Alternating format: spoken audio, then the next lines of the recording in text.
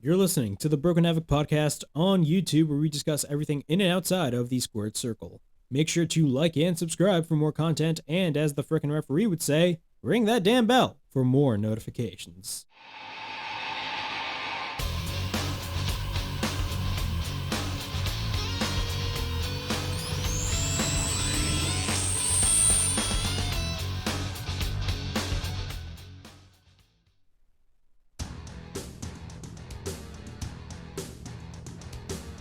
What's up, everybody? It is Broken Havoc here, right here on the Broken Havoc podcast, here to review Monday Night Raw from February 28th, 2022, coming to us from Columbus, Ohio. Overall, I thought this show was not that bad. I mean, Raw, I will admit, has become a little bit of a better show. Granted, there's still a lot of flaws with Raw, but I'm not gonna lie. I mean, the wrestling on the show was really good. You know, for the past couple of weeks, Raw. If you were to ask me, like, you know, if Raw or SmackDown right now is the better show, I would probably take Raw. And this is coming from somebody that hated Raw throughout last year and basically throughout the entirety of, like, you know, 2020, 2021. Raw was by far the worst show in the history of wrestling. But now SmackDown has taken its place as, like, by far the worst wrestling show. Granted, Raw is still not perfect at all. They still make some dumb and stupid decisions on the show. But overall, if you were to tell me which is better right now, Raw is definitely the better show. SmackDown is just garbage. But overall, I thought this episode of Raw was, you know, kind of 50-50. I mean, there's some bad aspects of the show that I just didn't like. There was a lot of good matches on the show. We had Damian Priest versus Finn Balor for the United States title. Edge officially turns heel for WrestleMania, which I am extremely excited about. I'm going to be talking about that later on the show. But before I get on with the Raw review, make sure to like and subscribe to the Broken Havoc podcast, in which we discuss everything in and outside of the squared circle. Make sure to like and subscribe for more content, and as the freaking referee would say, ring that damn bell for more notifications. So, we're going to get on with the Raw review. Raw starts with its crappy intro, and usually for most weeks on Raw, almost every week, Raw would start off just with no intro, with just like exactly, with the crowd, just like they show off the crowd. They don't even have no intro, but this week the show kicked off with pyro and a crappy intro, and I'm going to rant on crappy theme songs because they changed somebody's theme song. Spoiler alert, it was Tommaso Ciampa's. But yeah, we got a crappy Raw intro, and the show starts with the Kevin Owens show.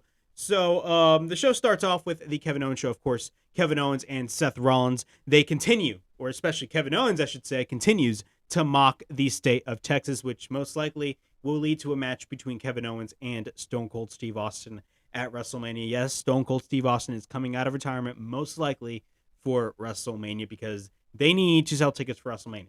WrestleMania did not sell out whatsoever. They have like 40,000 seats sold for WrestleMania, I believe, which is not good whatsoever, because usually at WrestleMania they would always sell out, but this year they're not selling out WrestleMania, and it's an AT&T Stadium, so that really is not a good look right there. But yeah, the show kicks off with the Kevin Owens show. Kevin Owens comes out with a hat, continuing to mock the state of Texas, welcomes his tag team partner, and the man who will win the Raw tag team titles next week, of course. It's going to be the Kevin Owens and Seth Rollins going on against RK Bro and the Alpha Academy in a triple threat tag match for the Raw tag titles next week on Raw.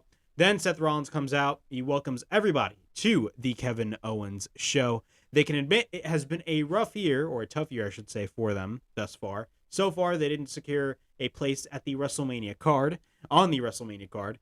Then they said it's a travesty that they're not at WrestleMania. Seth Rollins talks about the Raw tag titles and talks about how they can make moments. KO talks about their disdain for Texas again. KO keeps on putting on that Texas hate. He says nothing will distract him because they're going to become the Raw Tag Team Champions, and they're going to go to WrestleMania as the Raw Tag Team Champions. They will defend their titles at Mania. KO then continues to run down the state of Texas. Seth Rollins then states tonight they are not in Texas. They are in Columbus, Ohio. They bring out the Alpha Academy, which is their guest. Then KO says they made Otis's chair extra sturdy, which is hilarious. And then Gable then thanks them for being on the Kevin Owens show. And Gable does his thank you, which is kind of annoying, but I'm not going to lie. It's starting to get a little bit funny. KO then says thank you. His thank you is weird. And I'm not going to look. Kevin Owens is really entertaining And it can be on a bad segment or on a good segment. Whenever Kevin Owens is there, he makes everything entertaining. I just don't know why. Kevin Owens is just that funny. He's hilarious and he's awesome. But Alpha Academy calls the masses. KO says that they're aware of that they're the tag champions and says next week those titles are coming to them.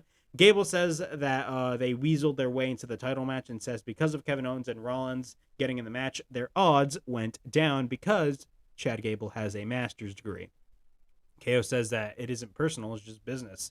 Gable then says he hasn't been at Mania, and they have. And Rollins says that after they beat him for the Raw Tag Team titles, they can face them at WrestleMania.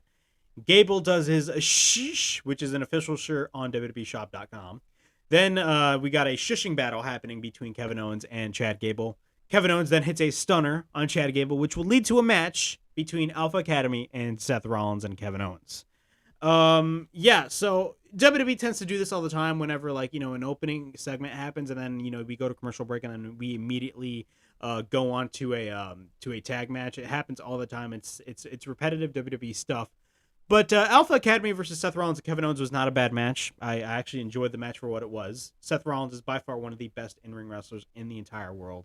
Kevin Owens is amazing as well. Chad Gable is flat out just a technical specimen. A specimen. I'm using a WWE word. But the match starts. Otis is in control over Kevin Owens. We get a couple of chops by KO. Then after that, Kevin Owens, he tries to hit a clothesline, but on Otis, but Otis no-sells it. We get a back elbow by Otis. We get a slam by Otis. He misses a elbow drop, and then we get a couple of sentons by Kevin Owens on Otis. Rollins then tags in. He works on Otis in the corner. We get a right hand by Rollins. Gable then tries to put him on the apron, but then Otis takes Rollins to the outside. Then Otis takes Rollins to the outside. He sends Rollins to the apron, sends Rollins to the corner. Gable then tags in. We get a double team attempt by the Alpha Academy. We get a cover by Gable and a 1 count. Gable is in control. We get a snap suplex by Gable.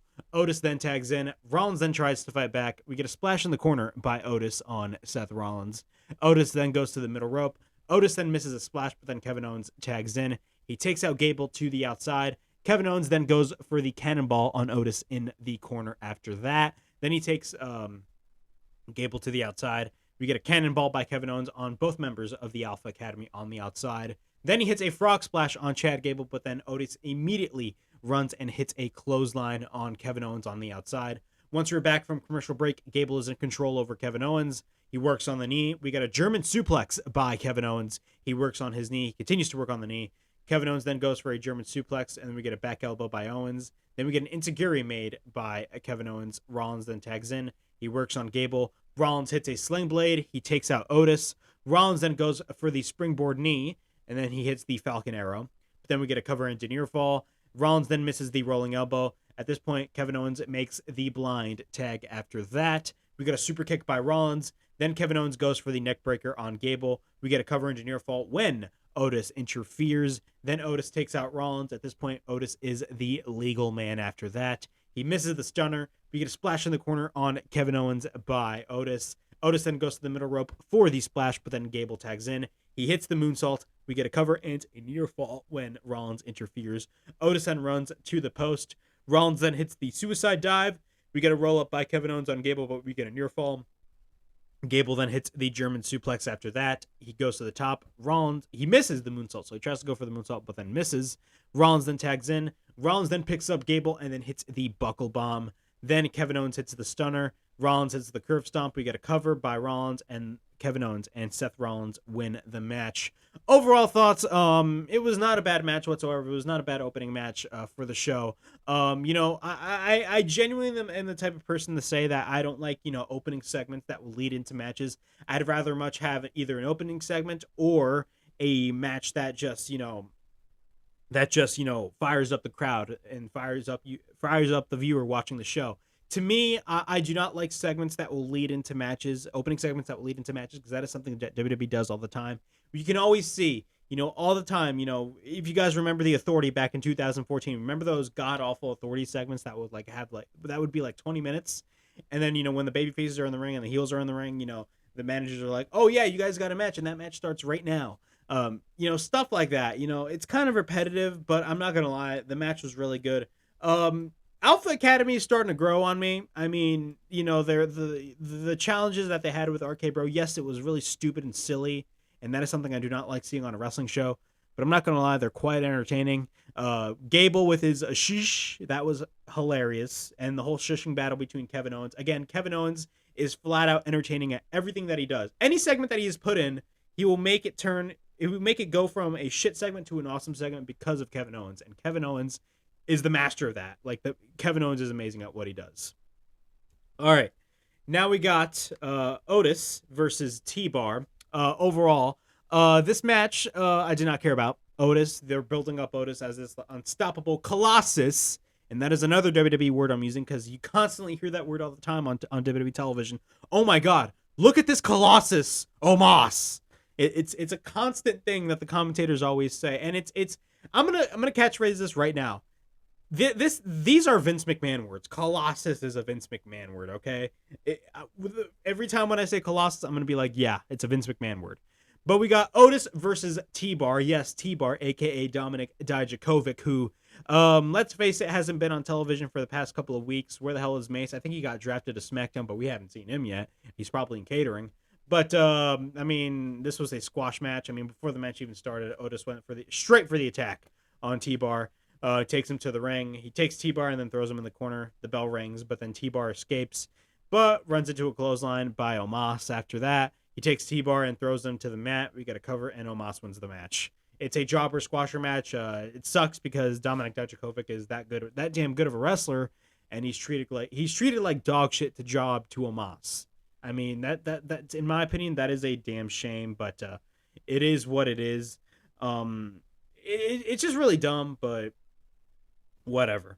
All right, so now we got the women's six-man tag team match with Becky Lynch, Doudrop, and versus Nikki ASH versus Bianca Belair, Liv Morgan, and Rhea Ripley. Damn, my words are really off. But we got the six women tag team match, and really the thing, the spot that everybody remembers from this particular match from last night is the hair whip that Bianca Belair did on Becky Lynch. You heard that noise, and like it sounded like it was painful, man. I'll talk about that later on. But overall, this was not a bad match either. I thoroughly enjoyed the match. Now, granted, you know, we saw a little bit of a preview for Becky Lynch and Bianca Belair because they are going to be facing off for the Raw Women's Championship at WrestleMania. Yeah, man, Bianca Belair and Becky start. Becky immediately tags Nikki ASH. Bianca tags Liv Morgan. Both lock up. We get a couple of waist lock switches. We get a Hurricane Rana by Liv Morgan after that. Doudrop makes the tag. Both lock up. Liv Morgan goes for an enziguri. Bianca tags in. She tries to suplex Doudrop, but then Rhea tags in. Rhea and Bianca then try to double suplex Doudrop and succeed. Then all three babyfaces take out all three heels on the outside. Then Liv goes for a crossbody on the outside and takes everybody out. Once we're back from commercial break, Becky is in control over Bianca. We get a roll-up by Bianca and a near fall after that. Bianca then picks up Becky, but Becky applies the inside cradle, but we get a near fall. She sends Bianca to the corner, but we get a kick by Becky on Bianca. Then Becky pulls the hair of Bianca and sends her head first to the post. Becky is in control. Bianca is on the middle rope. We get a leg drop by Becky. We got a cover by Becky and a near fall. Doudrop tags in. At this point, Doudrop is in control. We get a slam by Doudrop after that. We get an elbow drop by Doudrop. Nikki then goes for the rolling neck snap after that. We get a cover by Nikki and a near fall. Becky tags in. We get a stomp to the hair of Bianca. Then she sends Bianca to the corner. We get a boot by Bianca. Rhea Ripley then tags in.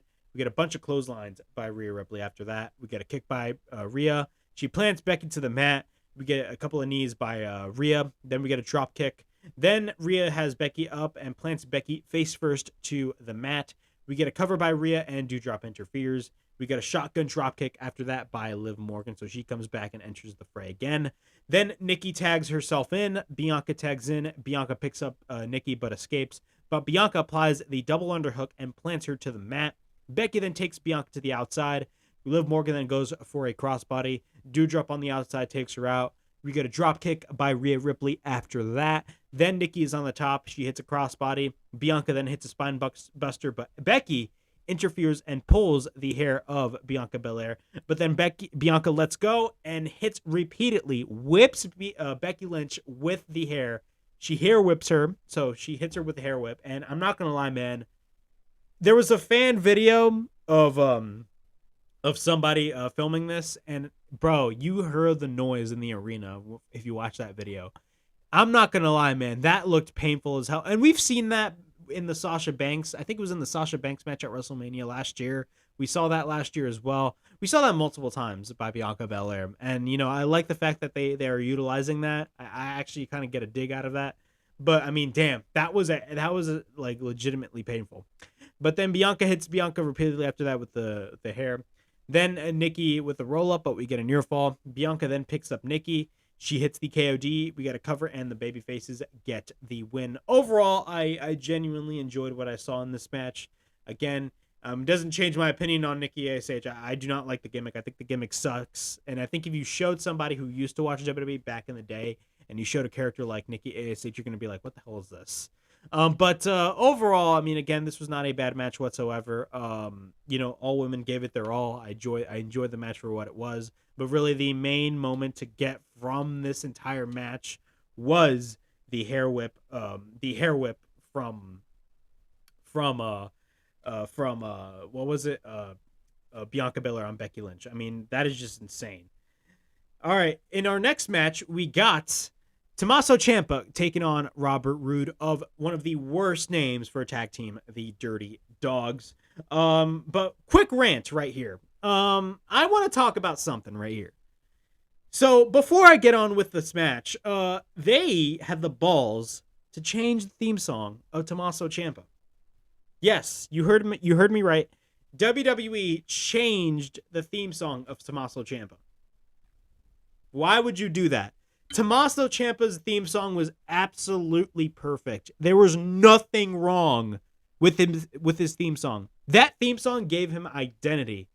And then, you know, they changed his theme song into one of the most generic songs you could ever listen to. It's just some random like, I don't even know what the hell that theme song is. But Jesus Christ, it's garbage. It is garbage. And WWE on Twitter was so stupid. They were like, oh my God, give Tommaso Ciampa's new theme song. And everybody was like, this shit sucks. This is the funniest thing ever. I'm like, why are you changing these theme songs? If it ain't broke, don't fix it, right? But one thing I will say about these new theme songs in the WWE right now, the new theme songs, they're garbage. And I'm not talking about, like, you know, the ones that like Bianca Belair had or Rollins had. I'm talking about like the ones that they changed, like the generic ones, like your Liv Morgan theme songs, like, you know, your Madcap Moss theme songs. Like, they're garbage. Like, these theme songs suck. There's no identity whatsoever when it comes to the theme songs. The new theme songs, I should say. You know, back in the day, you had a lot of identity. When I was starting to watch wrestling, like, when I was starting to watch wrestling when I was little, so I started watching in late 2010, almost every theme song you could identify. Hell, even Cody Rhodes' Smoke and Mirrors theme song. See, they put effort in that theme song. Oh! Okay, that's kind of cringe, but still. I mean, these theme songs suck ass. These new theme songs suck. No identity at all. It's generic garbage, hip hop garbage. Like, the beat is bad. Like, and I'm not like saying like I'm an enthusiast on music, because I'm not. I don't know nothing about music, but Jesus Christ, like, these theme songs are garbage. They suck. You know, back in the day, you had awesome theme songs. Now you have just absolutely terrible theme songs with just no. It doesn't. You don't know who. Like, almost every theme song is the exact same. Almost every theme song is the exact same, and it's a damn shame that we have come to this point. But it is what it is. Either bring back Jim Johnson or hire back CFOs, because, like, whoever's doing these new theme songs are not good whatsoever. They're just not. All right, but we got Tommaso Ciampa versus Robert Roode. Overall, this match was not bad whatsoever. It was not a long match. It was actually kind of a quick match. Tommaso Ciampa did go over, which is the good thing. Tommaso Ciampa went over. Of course, he's in a current feud with Dolph Ziggler on NXT 2.0, which I do not watch, by the way, because there's no real reason for me to watch NXT 2.0. Yes, I like a couple of guys, like, of course, your Braun Breakers and Carmelo Hayes. Grant, 100% Braun Breaker will succeed on the main roster. Guaranteed. He will definitely succeed on the main roster. Same as a Carmelo Hayes, but again, let's be honest right now. I mean, NXT 2.0 is pretty much a garbage show. I remember when I saw the first NXT 2.0 show, I did not care whatsoever. I saw the show and I was like, kind of sucks. So I stopped watching. Really, I only watch NXT 2.0 when I feel like when there's like a real reason for me to watch NXT 2.0. But really, there's no real reason for me to watch it. But Tommaso Ciampa is in this current feud with Dolph Ziggler on NXT. We get a kick by Ciampa. Roode then sends Ciampa to the outside. Roode goes to the outside. We get an Irish whip by Roode, but Ciampa counters into a clothesline on the outside. Ciampa is in control. We get a cover by Ciampa and a near fall. Later, Roode hits the spine buster. After that, we get a cover and a near fall. Roode is in control. We get a chop by Roode. He sends Ciampa into the corner. We get a rolling elbow by Ciampa, but then we get a cover by Ciampa and a near fall. We get a running kick missed by Tommaso Ciampa. We get a roll up by Roode, but Ciampa tries to go for the fairy tale ending, but we get a roll up and a near fall. Ciampa then takes out Ziggler on the outside. Ciampa goes for a roll up again. We get a cover and Ciampa wins the match. But Roode and Ziggler then attack Ciampa after the match. Then Dolph says that he got lucky once and says tomorrow night him and Braun Breaker will face the Dirty Dogs, on NXT, which I'm not going to watch. I'm just going to watch the highlight. I don't watch NXT 2.0 because, again, there's no reason for me to watch NXT 2.0. The main reason why they're bringing in a lot of these main roster guys to NXT 2.0, of course, you had AJ Styles go down to NXT and had this really dumb feud with Grayson Waller, and now you have Dolph Ziggler on NXT facing off against Tommaso Ciampa. They need to get the ratings up for NXT. That's the main reason why. But let's be honest. I mean, NXT, to me, I there's no reason for me to watch NXT. To me, it doesn't pique my interest whatsoever. All right. We got our 24/7 championship match with Dana Brooke and Reggie going up against Tamina and Akira Tozawa. A match that I do not care about whatsoever. This match is pure garbage. These 24/7 segments, we are in 2022, right? This whole 24/7 thing started back in 2019. Do the math. 3 years later, we're still doing the same old 24/7 garbage. I mean, it's getting repetitive and I don't know why, man. It's just not interesting anymore. And it never was interesting, but let's be honest, man. These segments are a complete joke, and I don't care about it. I refuse to talk about this, but I'm gonna have to. Dana and Tamina start. We get a couple of knees by Tamina. We get a Hurricane Rana by Dana. We get a back elbow by Tamina. Tozawa then tags in. Reggie then does some crazy flips. We get a couple of kicks by Tozawa and an Enziguri. We get a takedown pin attempt by Reggie and a near fall. We get a roll up by Reggie and a near fall. We get a drop kick by Dana Brooke on Tamina. Then we get a 360 on Tozawa by Reggie. We get a cover and Dana Brooke and Reggie win the match.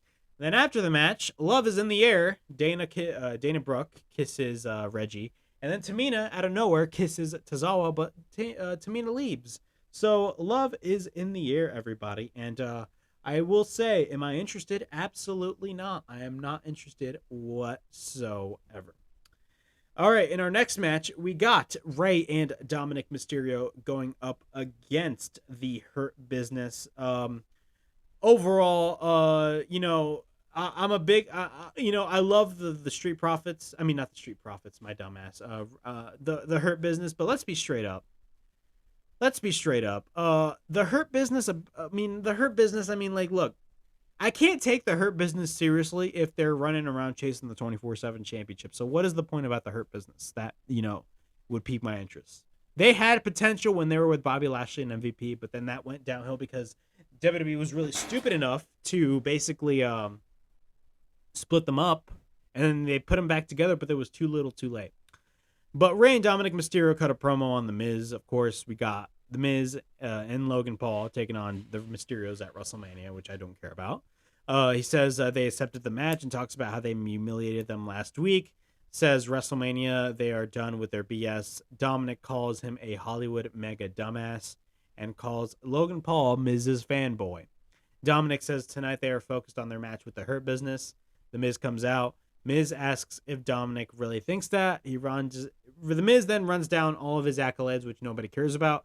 Then he talks about how Logan Paul is the man, And Ray and Dominik want Miz to come in the ring, but then the Hurt Business come out, and then the match officially starts. Cedric is on the outside, and he takes down Ray on the apron. Then he proceeds to work on Rey Mysterio. Shelton then tags in. We get a body slam on Ray. Then we get repeated rights by Shelton. Cedric then later on tags in. He works on Ray. Ray then fights back. Ray then tries to tag Dominik, but then Cedric pushes him back. Ray then goes for the Hurricane Rana. At this point, the hot tag is made. We get a crossbody by Dominik. We get a Hurricane Rana by Dominik. He misses over the top rope. We get a takedown by Dominik. Shelton then goes for the power slam, and then we get a cover and a near fall. We get a tornado DDT by Dominik. We get a cover and a near fall. Ray then sends Dominik to the outside. Ray then goes to the apron. Cedric then catches Ray on the outside, but then Ray hits another Hurricane Rana after that. Then Shelton takes him to the middle rope. Dominik gets taken to the middle rope. My apologies. I messed up my notes right there. Dominik then tries to go for the 619, but then Shelton escapes. Dominik then tries to go for the suicide dive, but then Shelton catches him. But then Dominik pushes Shelton to the ring post. But Miz comes in and tries to interfere with Dominik. But then Ray chases Miz through the crowd, and then we get a roll-up by Shelton, and the Hurt Business win the match. Overall, thoughts on this match? Of course, this is more build-up for the tag team match that's going to happen at WrestleMania, of course, with Logan Paul being in the match. Overall, this was not a bad match, but does this really pique my interest? Not really. I mean, bringing in Logan Paul after all those Cody Rhodes teases. Now, granted, if Cody Rhodes was the Miz's partner, that would be something really stupid that Cody Rhodes would be in as his first match back in the WWE. In my opinion, if you want to bring in Cody Rhodes, you have to put him in a high profile match for WrestleMania. But overall, this match wasn't bad, but again, it was not. It sucked. It was not okay. Let me retract my words. This match was good, but it didn't pique my interest. I just did not care whatsoever what the hell was going on. And I'm not excited for the Logan Paul and The Miz going up against the Mysterios at WrestleMania. That's just my opinion. We get Zelina Vega and Carmella, the women's tag team champions, backstage, which they haven't been on television for the past couple of weeks. I completely forgot that women's tag titles even existed. They accept the challenge of Naomi and Sasha Banks, who are wrestlers from SmackDown, but this is Raw. But granted, they're the women's tag team champions, that being Zelina and Carmella. But granted, do I care? No. I mean, it's best if you had, Naomi versus Sonya Deville at WrestleMania would have made more sense. And Sasha Banks does not deserve to be in a women's tag team championship match. She deserves to be in a high-profile match at WrestleMania, but WWE is that stupid that they don't even see the star potential of Sasha Banks. Now, granted, she's a multi-time women's champion, but again, Sasha Banks should be put in a bigger role than the women's tag team championships. That's just my opinion. RK Bro is backstage. Riddle is coloring his coloring book to help him focus. Riddle and Randy then get motivated backstage in Gorilla. And now we got RK Bro taking on the Street Profits. Overall, this was a really good tag team match. I genuinely enjoyed this match. My only problem that I have with this is the fact that we've seen this match so many times. And if you look up the Street Profits versus RK Bro, these matches are dating back to like November. It's March. Jesus Christ. I mean, like, how many times do we have to see the Street Profits versus RK Bro? Now, granted, they have really good matches, but I've seen it already. So what is the point of me, what is the point? We're going to see a million rematches again when it comes to this. But again, this match was really good. Montez Ford, guy is a certified star. This guy's going to be a top star, and he's going to be a main eventer in the next couple of years, guaranteed. You guys know me right here on the show. I constantly put over Montez Ford because the guy is just that damn good at what he does. But Angelo Dawkins, and Riddle start. We get a waistlock takedown by Dawkins. We get a flying back elbow by Dawkins. Ford then tags in. Riddle wins with a dropkick on Riddle. Then Ford gets caught in a triangle. Then we get a gut wrench by Riddle on Montez Ford.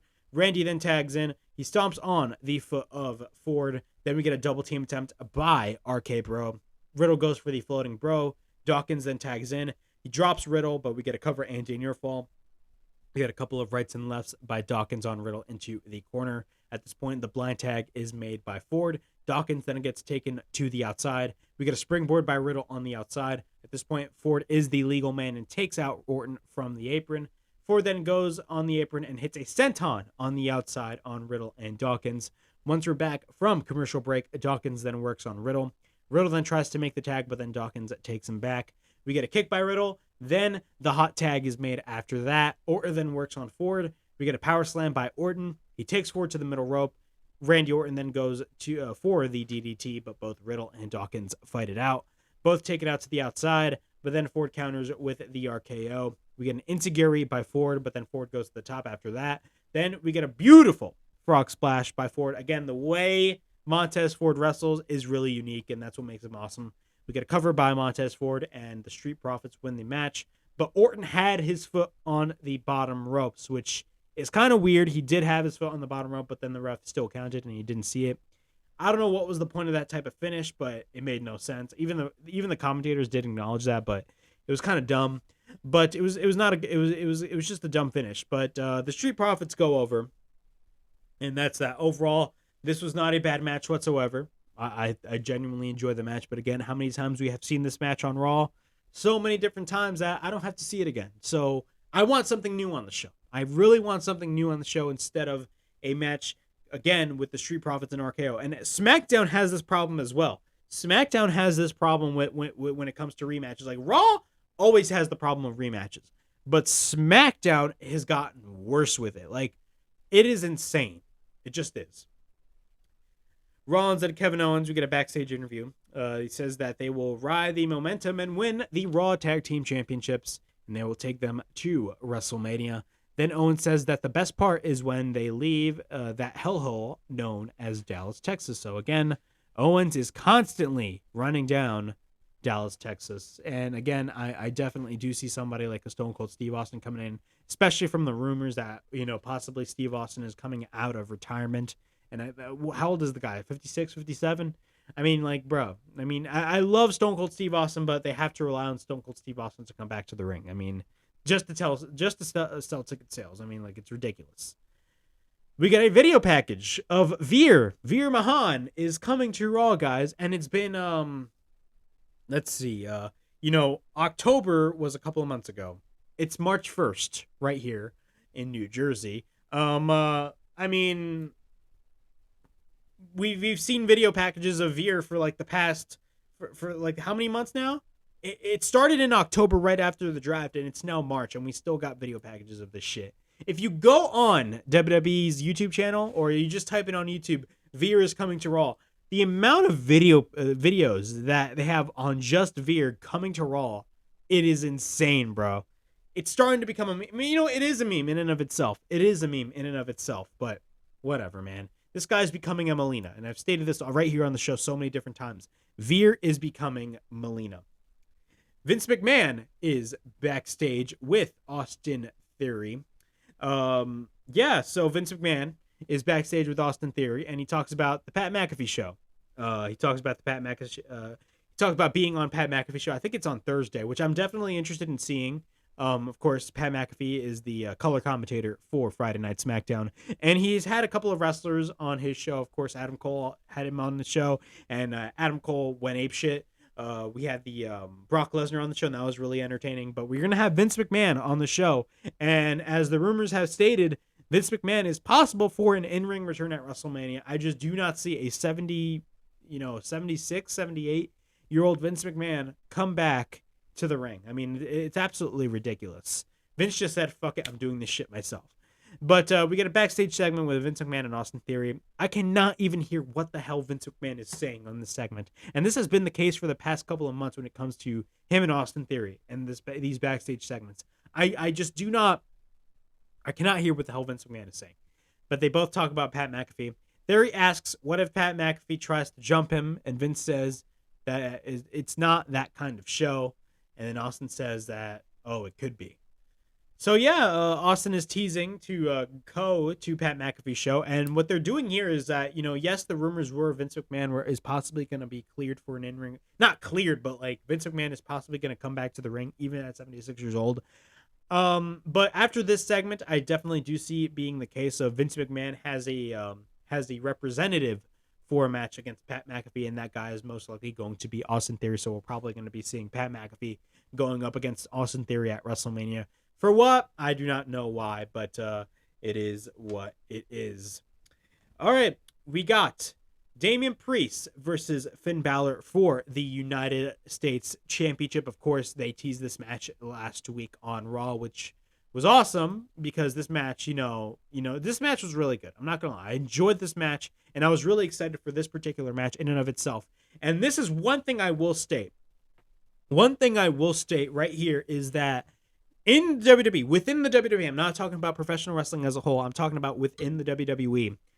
Within the WWE, the United States Championship, out of both Raw and SmackDown, the U.S. title is 10 times, even 100 times, even 1,000 times more important than the Intercontinental title.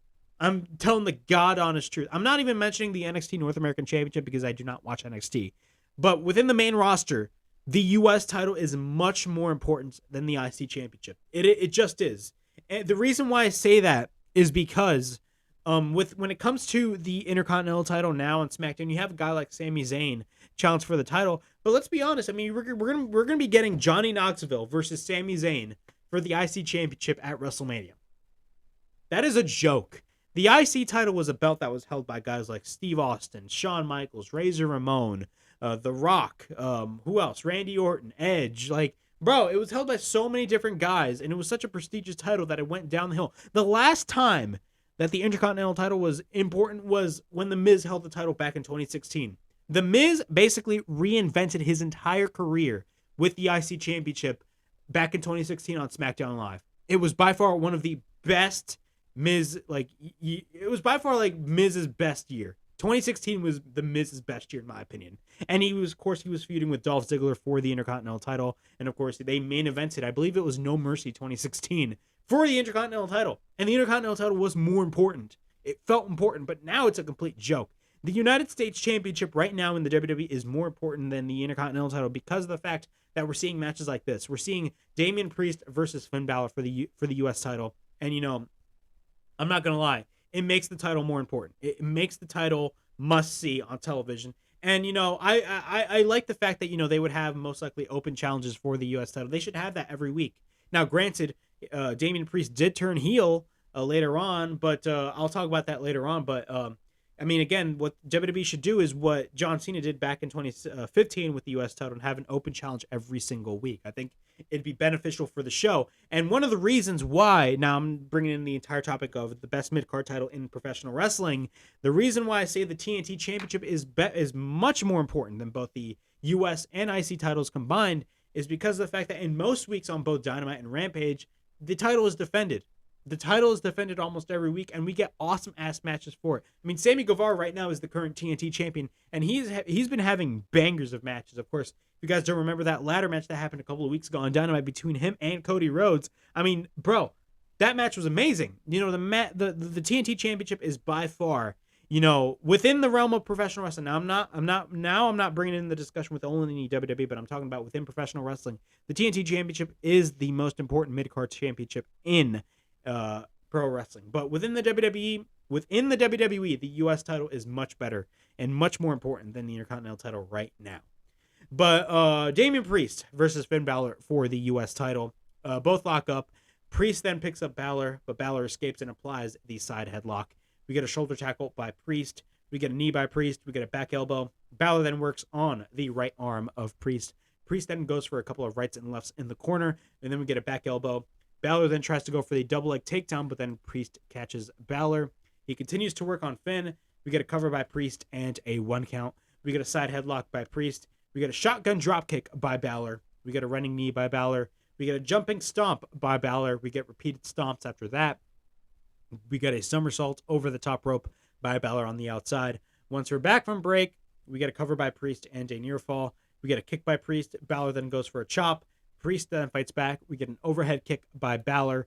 Priest then runs into a boot. Balor then fights back. Balor at this point is in control. We get a double stomp by Balor onto the chest of Priest. Priest then gets back up. We get a chop by Balor in the corner. Priest then catches Balor, but Balor escapes and hits the sling blade after that. Then we get a shotgun drop kick on Priest. Balor then goes to the top. He misses the coup de grace. And then we get a clothesline by Damian Priest. He tries to chokeslam Balor, but then Balor reverses into a roll-up. Then we get a near fall. We get a couple of spinning kicks by Balor. We get a South of Heaven chokeslam by Damian Priest after that. We get a cover and a near fall.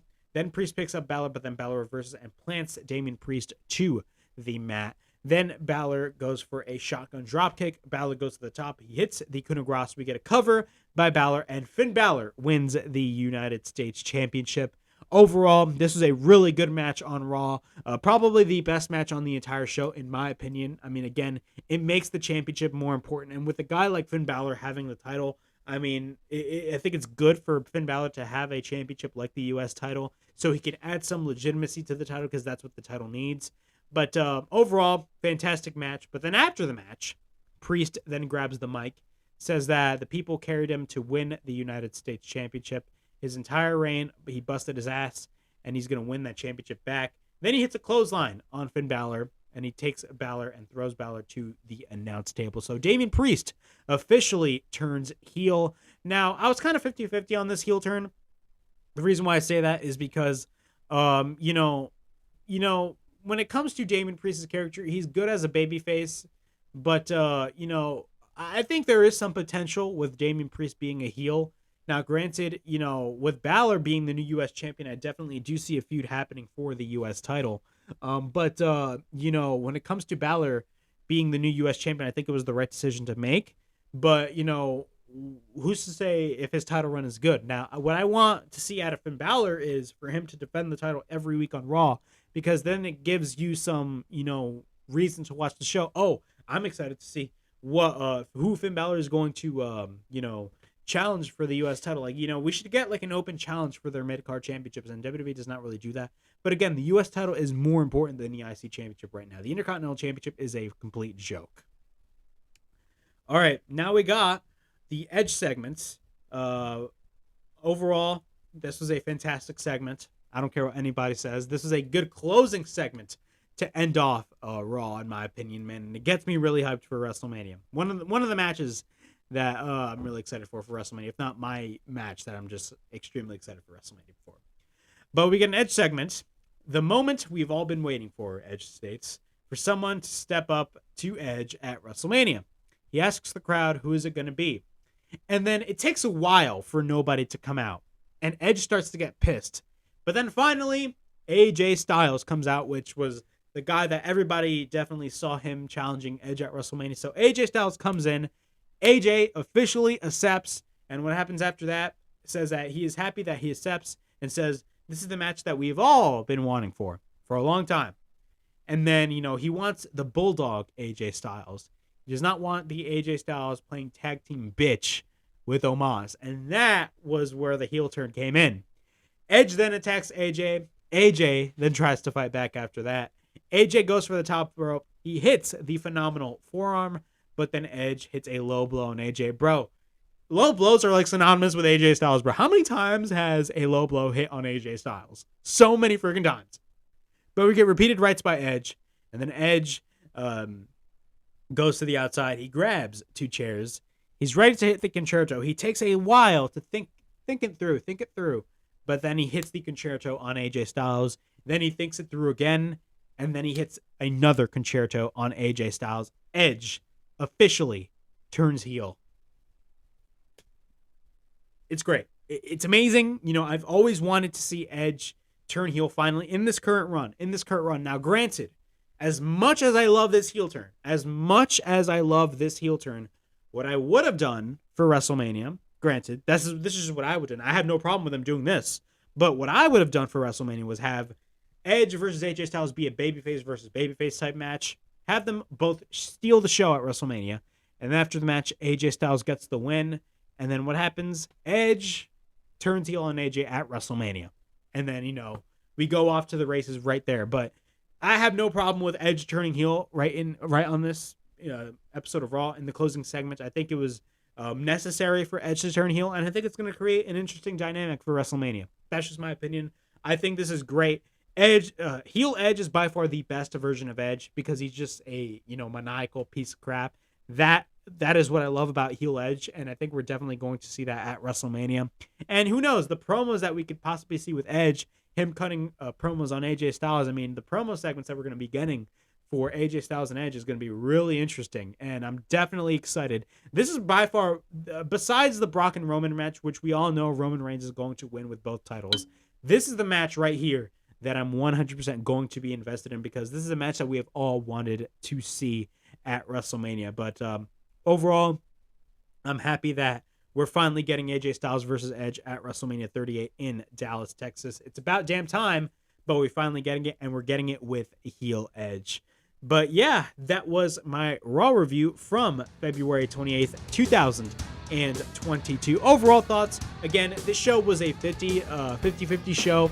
Really, there were some aspects of the show that I did not like, and there were some aspects of the show that I did like, of course, for example, this whole Edge segment. But I will say, the wrestling on this show was really good. Raw, for the past couple of weeks, has had some really good matches.